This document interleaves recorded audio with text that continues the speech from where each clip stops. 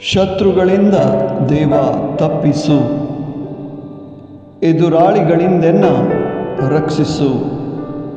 ಕೀರ್ತನೆ 95 ವಾಕ್ಯ 1. ಪ್ರಿಯ ಸ್ನೇಹಿತರೆ, ಈ ವಾಕ್ಯಾನುಸಾರ ನಾವು ಸರ್ವಶಕ್ತ ದೇವರಲ್ಲಿ ಪ್ರಾರ್ಥಿಸೋಣ.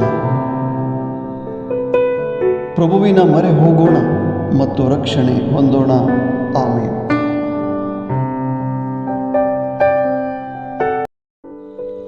मुझ्या देवा, दुस्मानांच्या हातांतलो म्हाका निवार, मुजेर उपराटल्यांच्या हातांतलो म्हाका राख.